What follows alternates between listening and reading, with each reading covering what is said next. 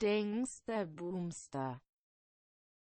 I played basketball in Darmstadt back when I was in high school. I sat on the bench and didn't get to play much. Everyone on the team had specific skills that coach could count on. My skill was keeping the bench toasty at game time. We were invited to a tournament in Berlin. At first, I didn't get my hopes up. Then Schultz broke his leg. I started thinking that I might even get to play in the tournament. Schultz's leg broke with a loud crack. I can still hear it in my head today. I saw him on the baseball team a few months later. He couldn't hit a fastball or anything, but he seemed okay. In any case, he was out of the playing in the Berlin tournament. My teammates were psyched up about going to Berlin. And psyched up is a term I don't throw around lightly. If you remember that movie Slapshot, you probably remember the Hansen brothers. Darmstadt also had Hansen brothers. When Schultz went down at practice, the Hansen brothers were ready. They passed around a get-well card for Schultz in the locker room. I asked the Hansen brothers, how is it that they had a get-well card at the ready? The oldest Hansen brother explained that it was a habit they picked up early in their sports career, human kindness that their dad taught them. Their father was the base chaplain, so it all made sense. If Schultz is out there somewhere, I would want him to know that the Hansen brothers weren't ill-willed, and probably never really intended to harm anyone. Permanently, that is. It was their style. They were clumsy. Schultz was simply in the wrong place at the wrong time and got caught between the brothers in some kind of vortex. Then his leg just snapped. After that, no one else on the team ever needed to be warned about the Hansens' no-man's zone.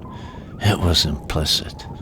The only other time I have seen anyone snap a leg like Schultz was Joe Theismann, and I know for a fact that the Hansens were nowhere near Joe Theismann when that happened. But if they had been, Joe would have gotten a get-well card straight away. We boarded the train at Darmstadt and traveled to the Frankfurt Hauptbahnhof. When we reached Frankfurt, we were marched into the USO office. The USO strongly warned us of the possibilities that we faced in the journey and advised us of the proper behavior to avoid encounters with the border guards. We then boarded the night train to Berlin. We were assigned sleeping berths. They bunked me up with the Hansen brothers. I guess I felt Coach let me down and that somehow I had drawn the short straw. The Hansen brothers brought a suitcase with them. When they got into the sleeping berth, one of the brothers, and I don't remember which one, tried to squeeze their suitcase in the overhead rack, tore a hole in the top of the train. I didn't say a word, but I was wondering if the Hansens might have the proper greeting card for just such an occasion. Coach would stick his head in from time to time and whiff about, hoping to catch us smoking the devil's lettuce. We had no lettuce, but if we had, the Hansen brothers could have used a double dose. As it stood, they were wound up tighter than a $2 watch at a swap meet. When the train reached the border between East and West Germany, the train stopped.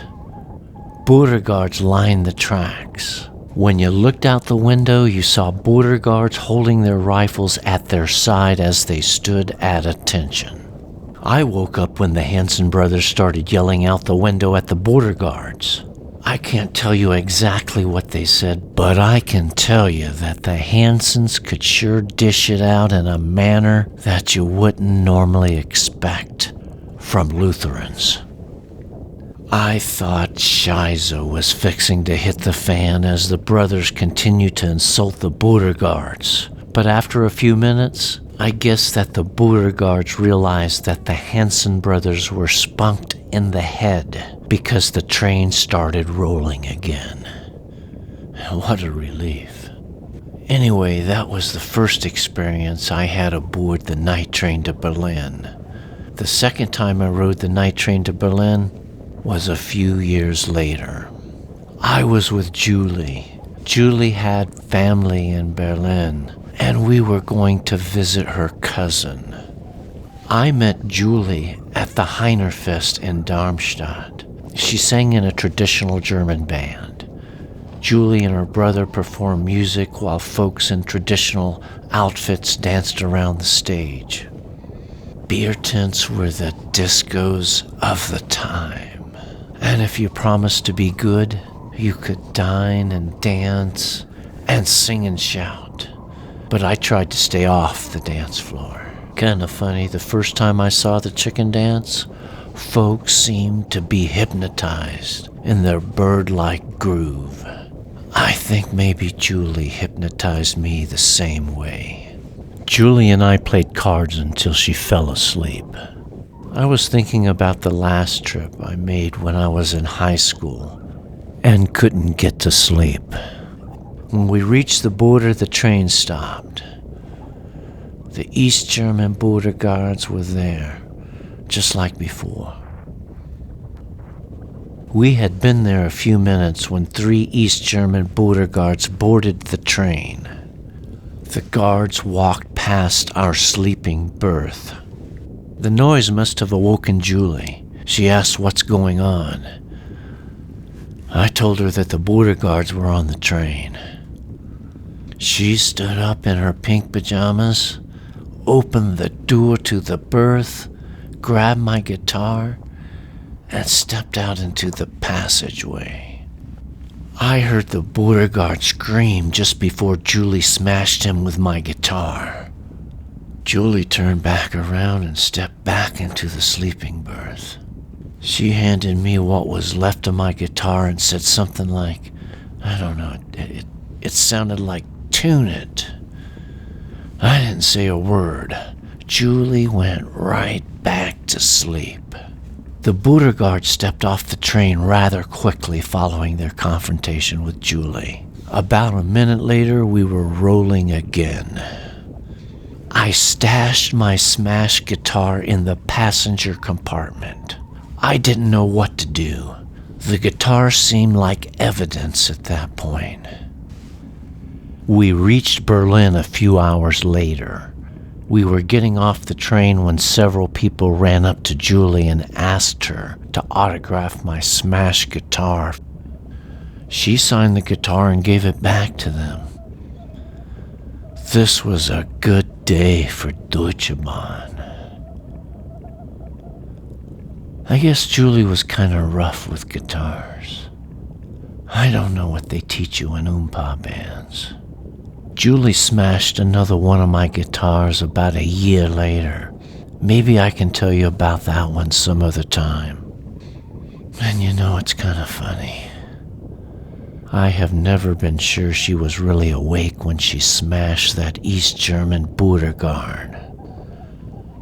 Sometimes I wonder if maybe Julie slept-walked a home run knockout with my guitar. I've lost a few guitars over the years. No one smashes them like Julie.